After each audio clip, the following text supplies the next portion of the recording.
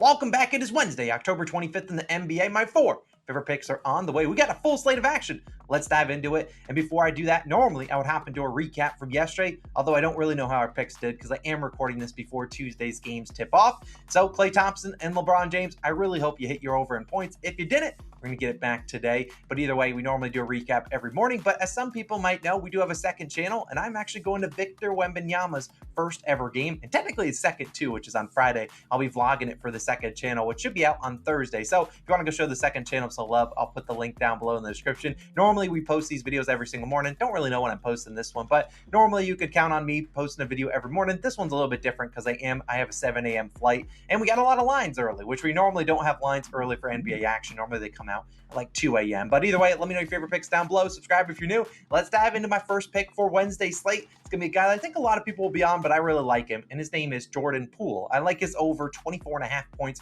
currently minus 113 on FanDuel. Now, this line did open up at 23.5. People quickly bet it up to 24.5. I don't love it as much at 25.5. Sometimes I feel like that, milestone number of 25 plus points, it's kind of a big one. So if you have to lay 25.5, I don't hate it, but I'd rather try to get at 24.5 if you can line chop. And like I said, people are going to be on Poole for good reason. In 4 preseason games, obviously traded from the Warriors over to the Wizards, and in 4 preseason games, we saw him shoot the ball a lot. I guarantee you that. 20 minutes, he had 18 points on 6 of 13, then a bad shooting game, 2 for 13, a 41-point game, and he ended the preseason going only 7 points, 1 of 15 from the field. That is what I call the Jordan Poole experience. He's going to have some games this season where he goes berserk for 35, 40 points. He's also going to have some games where he stinks it up, and hopefully this is not one of those games. Hopefully he goes out there, shoots it a ton, and hopefully, if he's not making his shots, hopefully gets to the free throw line a lot, because that is something Jordan Poole is very underrated at. He gets to the free throw line, and that's where he had 7 points in that last preseason game. Only way he made 1 shot, but I think 5 free throws. So look at this. This is just a great matchup for him against the Pacers. The Pacers are a team last season played 5th fastest pace in the NBA. I anticipate this team playing pretty fast again, and there's a reason this over-under's at 233, 234 for this game. And while they did bring in Bruce Brown, I don't anticipate this being a very good Pacers defensive unit. Bruce Brown's probably the one guy that will play defense. Tyrese Halliburton not playing a whole lot of defense, and this is a guy in Jordan Poole that really is going to have to carry this Wizards offense. If Jordan Poole is not playing well, the Wizards are getting smoked. They're getting smoked in a lot of games, and I wouldn't be surprised if they got smoked here. But you look at the Wizards starting lineup, who they got alongside Jordan Poole. Daniel Gafford, he's not doing anything on offense unless you spoon feed him the ball. Tyus Jones, he's a little bit more aggressive, but still not a huge, field goal attempt guy. And then Bilal Coulibaly, I believe that's how you pronounce his name. He's a first-round pick, a rookie. He's not really going to be that aggressive. He's mostly out there for defense. So a lot of not very high usage volume guys. The only really guy that's on this lineup that shoots a lot is Kyle Kuzma, but I don't really know if he's playing. He has a calf contusion. I do anticipate he plays. If he does not play, this line's definitely going to go up, but I anticipate Kuzma being out there, and that's fine with me. There's enough to go around for Poole and Kuzma, and we honestly would like this game to be competitive, if more than anything. Kind of would like Kuzma out there. If not, Jordan Poole might shoot 30 times in the first half, but we saw Jordan Poole in Golden State thrive, especially when Stephen Curry was off the court. And we saw last season when he shot the ball, he played pretty well. Poole, when he shot the ball 18 plus times, which he did in 29 games, hit this over, scored 25 plus points in 21 of those games. He did end on 24 4 different times. So he was getting really close to this line, if not going over most of the time. Look, I can't guarantee Jordan Poole goes out there and shoots a ton, but based on what we've seen in the preseason, based on what the coaching staff is saying, Jordan Poole is going to go out there and fire it up, and that's all we're asking for. For a guy that we've seen when he gets hot, he can drop 20 points in a quarter. I really think the volume will be there for Poole. I'm not saying every single night take us over just because the volume's there, but I like a good matchup against the Pacers. High pace of play, a lot of transition. Jordan Poole, we roll with you. Now, my next play is going to be on a rookie, a guy that I really like. He's in our NBA season-long entry. It's Chet Holmgren of the OKC Thunder, over 13.5 points, minus 108. On FanDuel. Now, next best odds I did see was minus 110. On DraftKings, personally, I would play this at 14.5. Unlike, Jordan Poole, I really do think this is a fine line at 14.5. And if you want to look, maybe pivot to his points plus assists. Sometimes they move up the points line, but forget to move up the points plus assist line. So definitely check out both of those because the line isn't going to be much different. But let's talk about Chet. I like in the preseason, he played pretty well. This will be his first ever NBA game. And sure, he played in the preseason, but a little bit different playing in a real regular season game than the preseason. But look at how he did. 21 points on 7 of 10 shooting, 16 on 4 of 11, 18 on 7 of 8, and 10 points on 4 of 9 shooting to close out the game, the preseason. That 10-point game was a game he only played 14 minutes in. Also worth noting, the 16 and 18, those 2 games in the middle, SGA was playing. Those other 2 games he did not play in. So obviously we know Shai Gilgeous-Alexander, the OKC, like lifeblood of this team, the guy that averaged 31 points per game last season. We need him out there in terms of how we think Chet's going to do, and he's going to be out there and obviously take a lot of defensive focus away from Chet. But you also look at OKC. This just honestly, it's going to be one of the most fun teams to watch this season because they got SGA. He's a bucket. They got Josh Giddey, Lou Dort, Jalen Williams is going to be good in his second season, and then Chet Holmgren. That's the starting five. This is going to be a fun team to watch. Worth noting, backup center Jalen Williams, the other Jalen, he was the starter last year. He is out for this game, and this is just an OKC team that honestly does not have a lot of depth behind Chet Holmgren outside of Jalen Williams, who isn't or your prototypical center. I mean, he's decent, but they really don't have a backup center now. So Chet's going to be out there a lot of minutes. I think he plays 30 to 35 every single night, assuming he avoids foul trouble. And I like this matchup against the Bulls. Now, obviously, the Bulls are going to try their hardest to stop SGA, stop Giddey, stop those other guys. But Chet should have his matchups. And with guys like SGA, Giddey, Dort, Jalen Williams, all these guys are capable guards that are good passers. So I think that they will look at Chet Holmgren roll into the rim. I also think Chet will have some advantageous matchups against Nikola Vucevic, who's on the other side. Vooch, not a great guy at moving his feet. It's the reason he's been postered a ton in his career. He can't move his feet too well laterally. So I think Chet will get a full head of steam. Will be able to score in the paint against this team, and also get some open looks on the three-point line where Nikola Vucevic normally is not trying to close out to. So I think Chet gets, 15, but probably 10 to 15 field goal attempts, and a guy that's going to shoot a lot of close range, high percentage looks like Chet Holmgren. Also can get to the free throw line and knock him down there. Did have 5 free throw attempts in 3 of those 4 preseason games. So Chet Holmgren, we'll roll with you. Have a good first game, buddy. We're rooting for you. Over 13.5 points. My second play of the day. My third play will be, before we get into the fourth play, it's going to be an under. A lot of people don't like under, so if you don't want to tail it, just move forward to the next one. But Domantas Sabonis, I like his under 18.5 points, minus 120 on FanDuel. Now, personally, if you can get this at 18.5, I would lay up to minus 135 juice on it. You can play 17.5 points, but I'd probably drop it down to a half unit play. Unders aren't really fun to watch. You won't see me bet a ton of unders this season, but I think this is a good spot to back a Sabonis under. Obviously, it's the first game of the season. We don't really know rotations, and, well, we know Sabonis will be out there, but also it could be the first game. So there's a lot of different ways that Sabonis could go under. Number one, he doesn't shoot well. Number two, he gets into foul trouble with. If you never watched Domantas Sabonis, enjoy the foul trouble. That man loves the hack. That's like his favorite play of playing defense. Number three, he maybe just doesn't play a ton of minutes because it is the first game of the season. Maybe instead of the 38 minutes he normally plays, maybe he plays 32, 33. Wouldn't surprise me. If you look at last season, Sabonis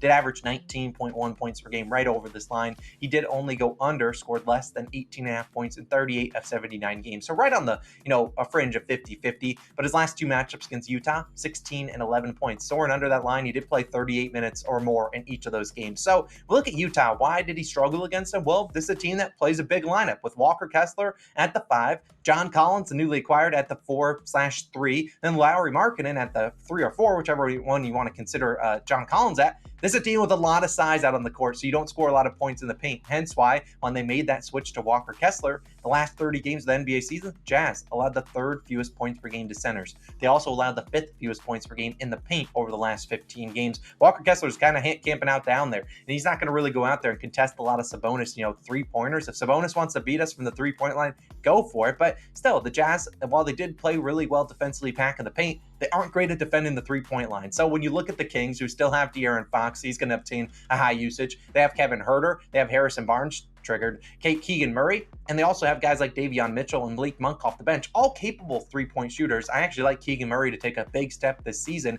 Those are all guys that can beat you from the 3-point line. This is a Jazz team that struggled to defend the 3 because they're starting 3 guys that, well, last year they're starting 3 7-footers. This year, John Collins isn't 7 feet, but he's more or less, a solid, wing/power forward defender. They're going to let you beat him from the 3-point line. So I don't think Sabonis is a big night in terms of scoring. I honestly think he has a good night rebounding and assisting. Could maybe even get a triple-double here, but we still have seen last year to start the season too, Sabonis struggled out the gate, scored 13, 11, 19, 11, and 18 points. His only over in the first 5 or 6 games was against Golden State Warriors, a very good matchup for centers. So at the end of the day, I won't take a lot of unders, but I think this is a good one. Domantas Sabonis, I will not be watching this game because I don't like rooting for unders, because, well, the unders aren't great to root for, but I do think this is a good spot to back Sabonis. We'll take his under 18.5 points. And like I said, normally I won't pick an under in a game I'm watching. Well, it's because I'm not watching this game, because as you guys know, I'll be at the Spurs game, where this game, I believe they tip off around the same time. And that naturally segues to my 4th and final pick of the video. You'll like this one. A Victor Wembanyama, same game parlay. Here's what I'm playing.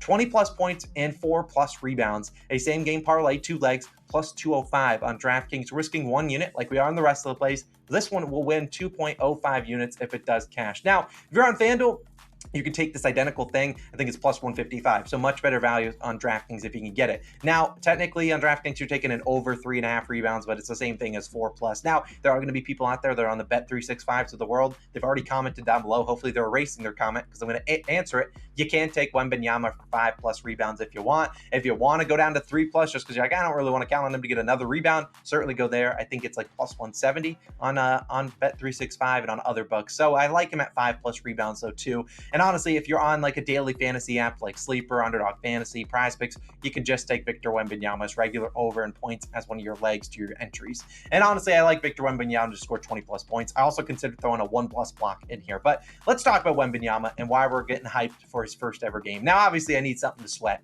in that game, the Spurs versus Mavericks. Obviously, it's in San Antonio, but like I'm buying into the hype. Wembanyama's he's looked awesome. And in the preseason, we saw him play pretty well. He scored 20, 23, 15, and 19 points on 13, 15, 10, and field goal attempts, and then 19, 23, 21, and 21 minutes. He also chipped in the 4 plus rebounds, 5, 4, 6, and 4 rebounds. Well, I honestly don't think Wembanyama is going to be a huge rebounder this season just because he's going to be contesting a lot of shots. I do think that whether it's on the offensive end or defensive end, if he can't grab 4 rebounds, and that's how this loses, whatever, I'll just embrace it. I'll be yelling at him in the stands to go grab some boards if that's the case. But we just saw him have a great high usage with the team, even when Keldon Johnson, Devin Vassell, and the starters were out there. They were just trying to find the way to get him the ball. They've seen him in practice. They know how good he is. And I think in the games he only played 23 minutes, he was still flirting with the 20 plus points. And you can get 20 plus points at like plus 140. I just think it's a steal of a deal. I just think he's going to have such a great matchup here against the Mavericks. This is going to be a guy that's going to probably play 30, 33, 35 minutes a game. And they're going to try to find ways to get him the ball. I think he shoots 15 plus field goal attempts every game. And I think he attempts, I don't know, probably 3 to 7 free throw attempts a game, depending on how, other teams are defending him. This guy is just going to be awesome, and I'm just excited to root for him. The Mavericks also a good matchup for centers. They're starting Derek Lively the second. He was a rookie. Good luck guarding Wembanyama, and followed behind by Dwight Powell most likely. So, look, Powell is an underrated defender, but Wembanyama, he has a size advantage on anyone on the court. And so, he's 7'4". I'm going to root for him. I would, honestly, I consider putting 1.5 units or 2 units on his regular over in terms of points, but this feels like the easier way to play it. We're only risking 1 unit. It still is a rookie making his first ever NBA start, but I think Wembanyama is the real deal, man. This guy is going to be awesome, and I'm going to be enjoying watching him in the stands. I'm going to have my 1 unit to win over 2 on him. Look, I know it's a hype beast pick, well, kind of a heart pick, but you think he's just so talented. So 20 plus points, 4 plus rebounds at plus 205 odds. There is a chance he can make this a no sweat bet, and that when he goes to game 2 on Friday, this is not even close to plus 205 odds. There's a reasonable chance there. Last year, one of our big money plays that we hammered early on in the season was the other former number 1 overall pick, Poole. Hard to price these rookies. I think Wembanyama is a real deal. So, Wemby, we're counting on you, man. We're your number 1 fans. I'll be in the stands. If you are in San Antonio and you do run into me, definitely say hello. Hopefully I get to meet some of you all. But those are my 4 favorite picks of the day. I will update the record for Thursday's video, not only with these 4 picks, but also Klay Thompson and LeBron James. Let's have a wonderful start to the NBA season. Go Wembanyama. Go the other picks. Let's have a 4-0 sweep of a day. I'll see you guys back again on Thursday morning with some more picks. It's Austin. I'm signing out. Peace.